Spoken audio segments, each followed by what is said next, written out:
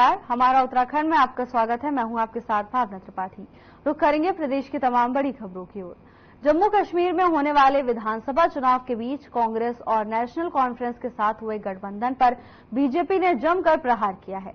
सचिवालय देहरादून स्थित media centre में मुख्यमंत्री पुष्कर सिंह धामी ने इस संबंध में प्रेस कॉन्फ्रेंस करते हुए कहा कि कांग्रेस से 10 सवाल पूछे हैं।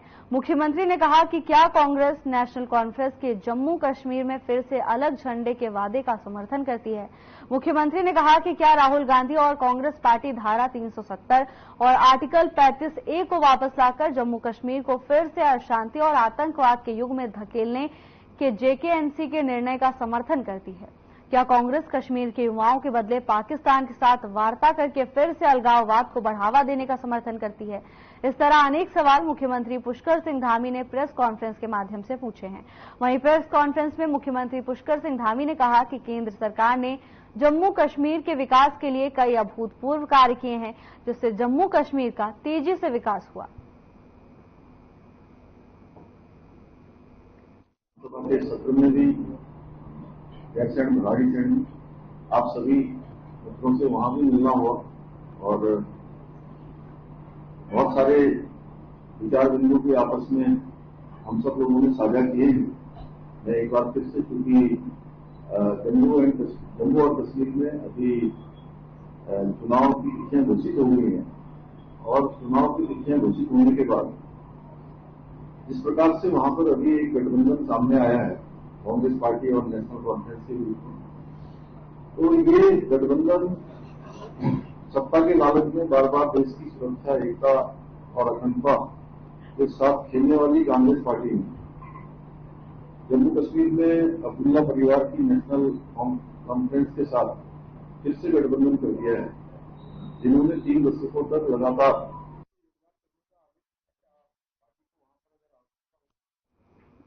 पहाड़ों पर लगातार हो रही बारिश का असर अब मैदानी इलाकों में भी दिखने लगा है। शुक्रवार को गंगा का जलस्तर वार्निंग लेवल से काफी ऊपर पहुंच गया, जिससे मैदानी इलाकों के खादर क्षेत्र में बाढ़ का खतरा बढ़ गया है। गंगा के जलस्तर पर अधिकारी भीमगोड़ा बैराज से लगातार नजर बनाए हुए हैं। जलस्तर में हो रही वृद्धि को देखते हुए जिला प्रशासन ने बाढ़ चौकियों को अलर्ट मोड पर रहने को कहा है।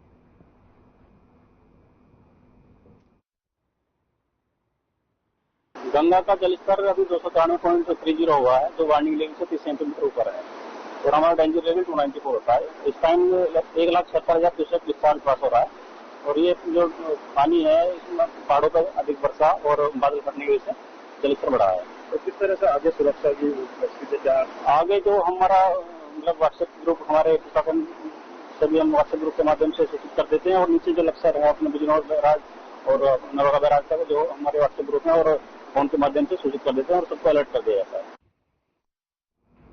इस वक्त की बड़ी खबर की ओर रुख करेंगे। बीजेपी की सदस्यता अभियान की तैयारी शुरू हो गई है। 1 सितंबर से अभियान शुरू होगा। बीजेपी प्रवक्ता RP रतूड़ी ने बयान दिया, बीजेपी का लक्ष्य 20 लाख सदस्य बनाना है। देहरादून से इस वक्त की बड़ी खबर, जहां बीजेपी प्रवक्ता RP रतूड़ी ने बयान जारी किया है। बीजेपी का लक्ष्य 20 लाख सदस्य बनाना है। बीजेपी की सदस्यता अभियान को लेकर तैयारी शुरू हो गई है। 1 सितंबर से सदस्यता अभियान का आगाज होगा, जिसको लेकर बीजेपी पूरी तरह से तैयार नजर आ रही है। बीजेपी प्रवक्ता RP रतूड़ी का बयान सामने आया है। उनका कहना है कि बीजेपी का लक्ष्य 20 लाख सदस्य बनाना है। बीजेपी का सदस्यता अभियान शुरू होने वाला है। 1 सितंबर से सदस्यता अभियान की शुरुआत होगी, जिसको लेकर बीजेपी एक्टिव मोड में नजर आ रही है।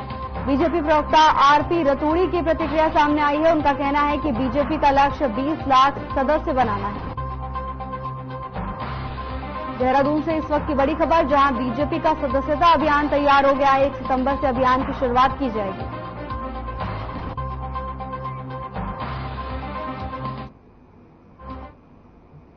देहरादून जिले के डोईवाला में देर रात जमकर बारिश हुई, जिसकी वजह से दूधली क्षेत्र में बाढ़ जैसे हालात बन गए। उफनती नदी और नालों की वजह से दर्जनों घरों में पानी घुस गया और सड़कें नदियों में तब्दील हो गई।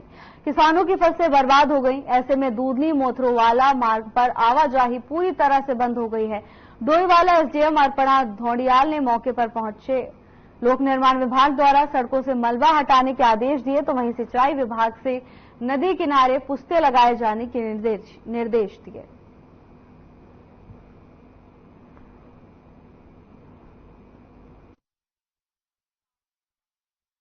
देखिए, जो बड़कली व दूधली का एरिया है, जो सिसवा के आसपास का फ्लड प्रोन एरिया है, वहाँ पे काफ़ी मलबा आया है। इसमें निर्देश सिंचाई विभाग को ये दिए गए हैं कि बीच में जो मलबा आ गया है, डिपॉजिट हो गया, एक तो उसको चैनलाइज करवा दें और इसके अलावा आवश्यकता अनुसार हम लोग वायर क्रेट्स भी लगाएंगे। हाँ जी, हम आज से ही काम स्टार्ट कर रहे हैं एंड प्रोबेबली 1-2 दिन के अंदर हम लोग बेसिक चैनलाइजेशन जो रिक्वायर्ड है अभी और वायर क्रेट्स का काम है वो करवा देंगे। पहली बार नहीं आया, ये हर साल हो रहा है और जब से ये दीवार टूटी है जब से ज्यादा परेशानी हो रही है। यहाँ पे ये लोग रह रहे हैं, इन्होंने गाड़ियां चलाने के लिए, अपनी गाय वगैरह को ले जाने के लिए ये पूरा का पूरा हटा दिया और इसके बाद से परेशानी यहीं आ रही है। और आगे नहीं, वहाँ पे भी एक पुलिया है, आप देखोगे उस पुलिया के अंदर वहाँ पत्थर डाल दिए हैं क्योंकि पानी सारा का सारा इधर छोड़ दिया गया। अब यहाँ से परेशानी शुरू होती है और पूरा त्रिदेव एन्क्लेव ये सारा 4-4 फीट पानी चलता है। मेरे पास वीडियो है, आप देखना, मैंने ट्विटर पे शेयर भी किया है उस वीडियो को। इतनी परेशानी की गाड़ी दब रही है। जब देखिए रोज रात को, आजकल शाम के टाइम जब बारिश आ रही है, रास्ता बंद हो जा रहा है और सबसे बड़ा नुकसान सुषमा नदी की वजह से भूमि कटाव का हो रहा है। अब तो कहीं घरों पे भी ये हालत आ गई है, कब गिर जाए पता नहीं लगेगा। बहुत ज्यादा नुकसान इस क्षेत्र में हो रहा है। नुकसान हुआ, जमीन लगभग मैं समझता हूँ दूधली क्षेत्र में मोहम्मदपुर बड़कली में लगभग 40 बीघे जमीन बह चुकी है और अब आप ये देख सकते हैं कि जंगल के खाले आ रहे हैं। 22 अगस्त की देर रात को हुई बारिश ने देवाल घाटी के सुदूरवर्ती गांव में जमकर तबाही मचाई है। उक्त सड़क का लगभग 40 मीटर हिस्सा बह गया है, जिससे वाण और कुलिंग गांव की 3000 की आबादी का संपर्क देश से कट गया है। क्षेत्र के सक्रिय सामाजिक कार्यकर्ता हीरा सिंह गढ़वाली ने बताया कि छजेली नामक स्थान पर थराली वाड़ नंदा देवी राजजात मार्ग किलोमीटर 37 में बादल फटने से सड़क का करीब 40 मीटर हिस्सा बह गया है।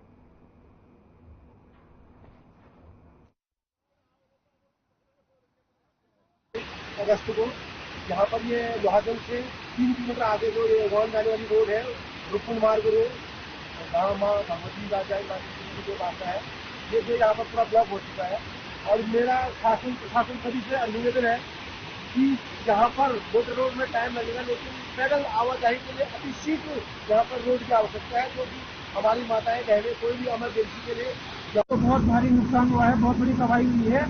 यहाँ पे सुइया और वहाँ जाने वाले पानी की लाइन क्षतिग्रस्त हो चुकी है। पूरी यहाँ पर पानी की लाइन थी वो सारी खत्म हो चुकी है और यहाँ पर जो है शायद मुझे लगता है इतना बड़ा नुकसान हुआ कि 1 महीना रोड खुलने में लग जाएगा।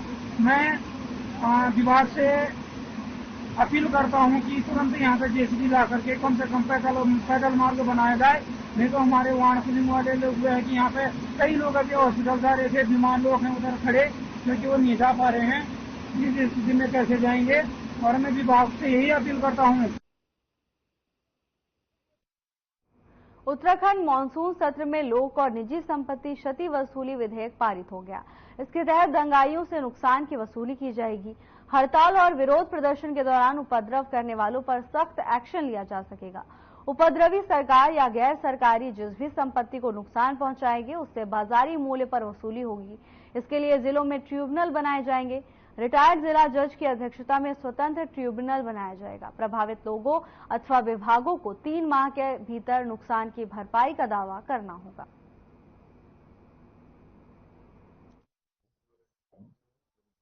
राज्य के लिए चूंकि इस प्रकार का एक कानून बहुत अति आवश्यक था।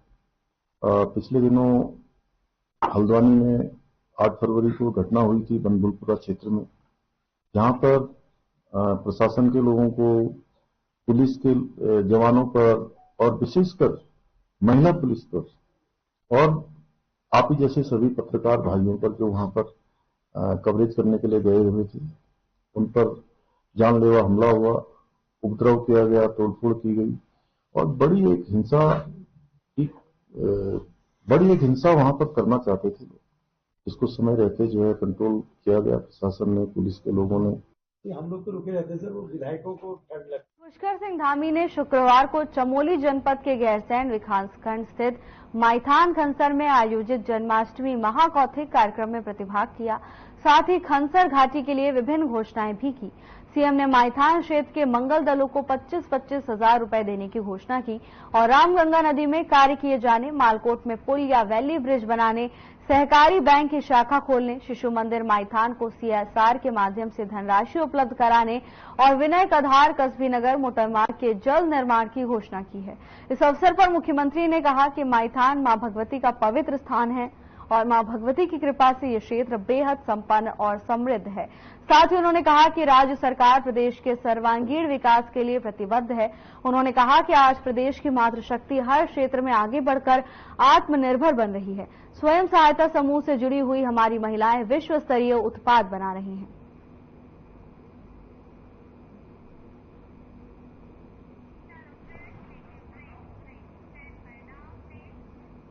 एक छोटे से ब्रेक के लिए रुकेंगे, जल्द हाजिर होंगे ब्रेक के बाद।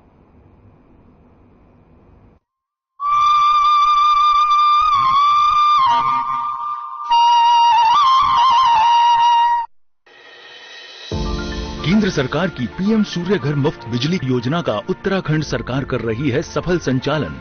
उत्तराखंड सरकार ने इस योजना के तहत 300 गांवों को किया है चिन्हित, जिन्हें बनाया जा रहा है सोलर ग्राम। तो वहीं शहरों में भी लोग इस योजना का उठा रहे हैं खूब लाभ। उत्तराखंड सरकार की तरफ से चलाई जा रही उत्तराखंड सोलर सब्सिडी योजना के अंतर्गत रूफटॉप सोलर लगवाने पर मिल रही है 2 गुनी सब्सिडी। स्वच्छ एवं नवीकरणीय ऊर्जा की दिशा में सरकार का ये ऐतिहासिक कदम आम लोगों को आ रहा है खूब पसंद।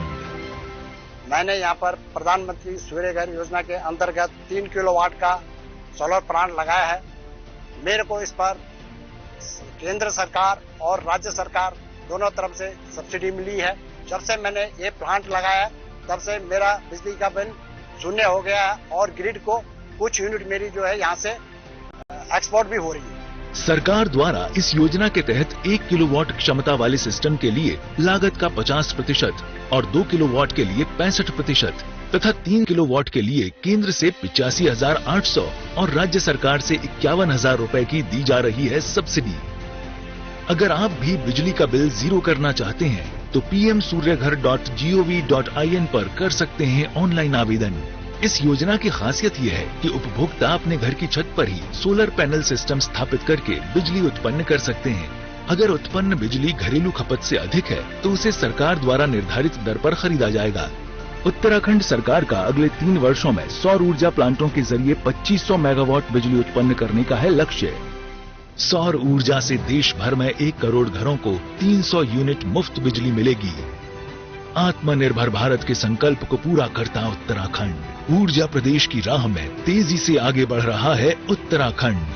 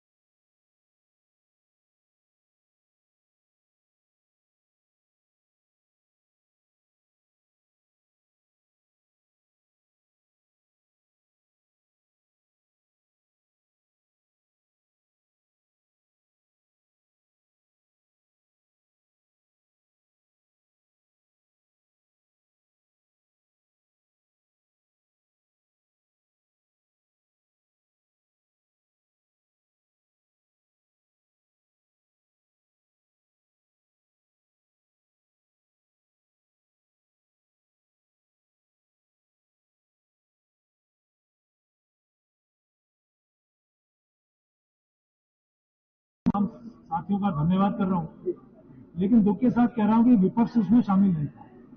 हम चाहते थे कि पूरा विपक्ष हर बिंदु पे विस्तारवार चर्चा करे। सदन में जिस प्रकार से हम लोग विधेयक लाते हैं तो चर्चा का हम लोग चाहते हैं कि हर व्यक्ति उसमें अपना विचार रखे, उसमें कुछ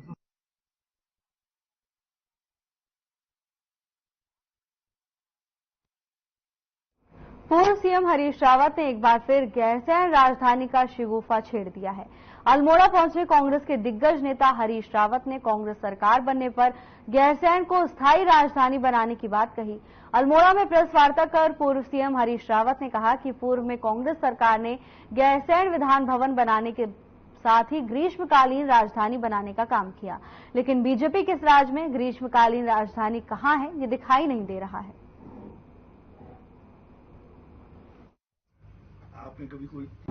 गैरसैंण के अब दो पहलू हैं। एक पहलू तो है कि जो गैरसैंण के और उत्तराखंड में जो गैरसैंण को राजधानी चाहते हैं, उनके पर जो घाव लगाया है भाजपा ने, उसमें नमक डाल रही है ग्रीष्मकालीन राजधानी कह करके, और ग्रीष्मकालीन राजधानी का कहीं आता पता नहीं। तो एक तो हम इस अभियान को चलाएंगे कि ग्रीष्मकालीन राजधानी है कहां, बताओ भाजपा वालों से, क्योंकि ये एक बहुत बड़ा झूठ है, बहुत बड़ा झूठ।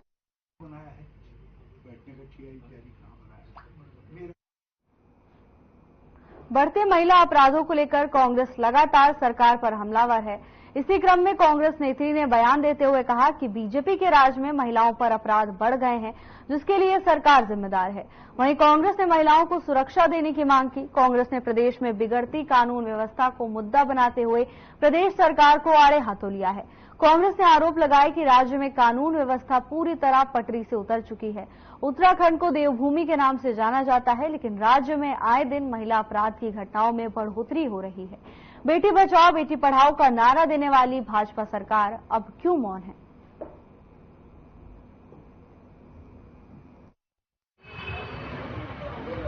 नाम पर सिर्फ भारतीय जनता पार्टी सरकार ने एक नारा देने का काम किया है, बेटी बचाओ और बेटी पढ़ाओ।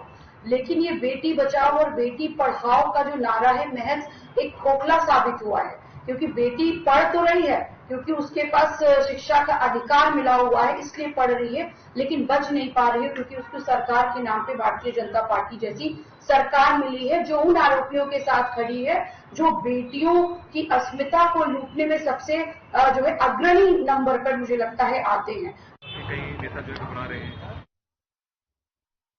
हरीश धामी ने सीएम पुष्कर सिंह धामी से मुलाकात कर अपनी पीड़ा रखी। हरीश धामी ने मुख्यमंत्री धामी से कहा कि आपदा की दृष्टि से सबसे संवेदनशील राज्य के पर्वतीय क्षेत्र हैं। आपदा जैसे महत्वपूर्ण विषय पर उन्हीं की पार्टी के सदस्यों ने उन्हें बोलने का मौका नहीं दिया। उन्होंने कहा कि इस समय उत्तराखंड के कई इलाके आपदाग्रस्त हैं, ऐसे में इस गंभीर विषय पर चर्चा बहुत आवश्यक थी। मुख्यमंत्री ने विधायक हरीश धामी की बातों को ध्यान से सुना और उन्हें आश्वस्त किया कि उनके क्षेत्र के सहित अन्य स्थानों में आपदा से संबंधित जो भी प्रकरण है उनको प्राथमिकता दी जाएगी। आपको बता दें कि आपदा के मुद्दे को लेकर सदन की कार्यवाही के दौरान विपक्ष के विधायकों ने सरकार को जमकर घेरा, लेकिन इस दौरान विपक्ष के विधायकों में भी फूट देखने को मिली। बता दें कि धारचूला से कांग्रेस विधायक हरीश धामी ने अपने ही पार्टी के विधायकों पर आपदा के मुद्दे पर बोलने के लिए सदन में समय न देने पर नाराजगी व्यक्त की और मीडिया के सामने इसका जमकर विरोध किया।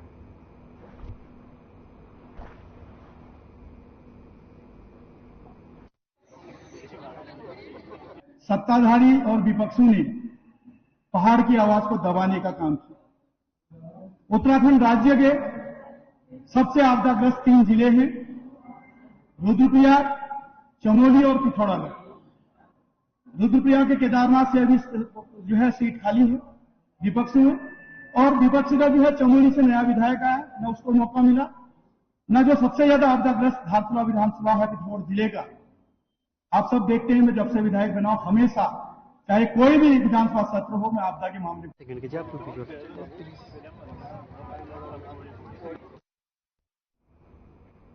खबर हरिद्वार से है, जहां दिवंगत संत पायलट बाबा के उत्तराधिकारी का चयन हो गया है। हरिद्वार के जगजीतपुर स्थित पायलट बाबा आश्रम में पायलट बाबा की मुख्य शिक्षा रही केको आइकावा को पायलट बाबा का उत्तराधिकारी चुना गया है। जापान की रहने वाली कोको आइकावा को साधक योग माता के नाम से जानते हैं। वो पिछले कई सालों से पायलट बाबा के योग और ध्यान शिविरों में साथ रहती थी। कोको आइकावा के अलावा 2 अन्य साधनियां चेतना और साधना को भी संस्था का उपाध्यक्ष बनाया गया है। तीनों महिलाएं शिक्षा ही पायलट बाबा के बाद देश विदेश में फैले आश्रमों का संचालन करेंगी।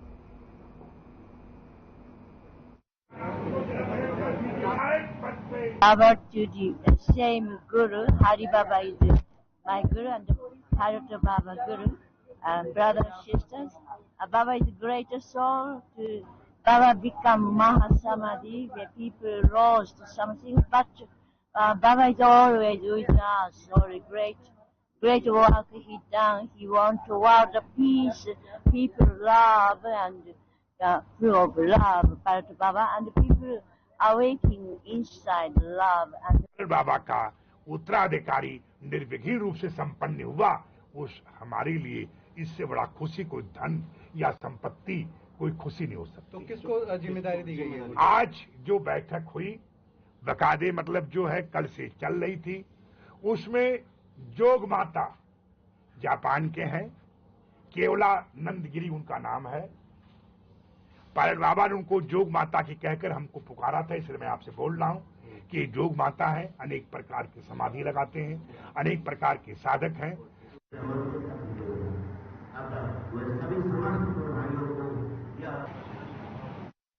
सहकारी डेयरी प्रशिक्षण संस्थान लालकुआ में आयोजित जिले भर के मार्केटिंग और उत्पादन अधिकारियों की बैठक को संबोधित करते हुए नैनीताल दुग्ध संघ अध्यक्ष मुकेश सिंह बोरा ने उन्हें दुग्ध संघ के संचालित योजनाओं और गतिविधियों की जानकारी से अवगत कराया।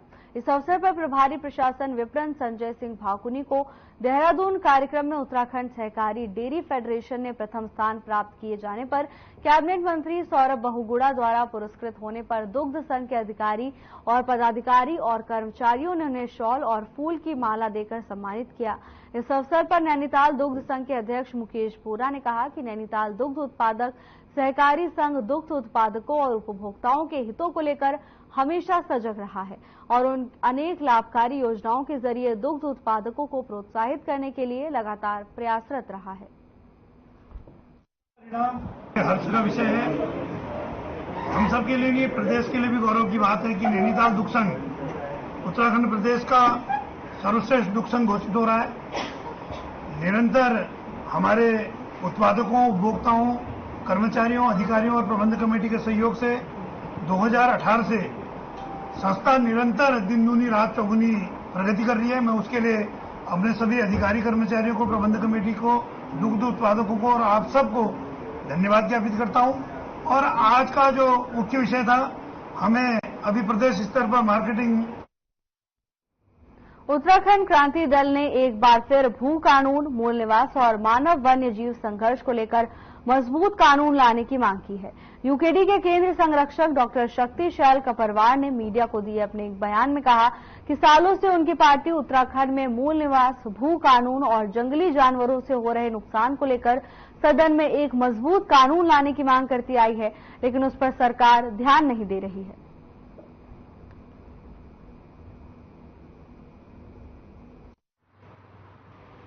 हम लोगों की मांग जो वर्तमान में है, एक तो भू कानून की है। सरकार भू कानून का विधेयक सदन में लाए। मूल निवास 1950 का जो हम लोगों की मांग है, उसको विधेयक को लाए। और जो सबसे बड़ी समस्या पहाड़ी क्षेत्र में आ गई है, जल, जंगल, जमीन का अधिकार जो लोगों से छीन गया है। रोज जंगली जानवर आक्रमण कर रहे हैं लोगों पर, वो उनकी सुरक्षा के लिए कोई व्यवस्था करे, वो कानून में बदलाव चाहिए। फिलहाल के लिए बस इतना ही। जल्द हाजिर होंगे नई अपडेट्स के साथ। नमस्कार।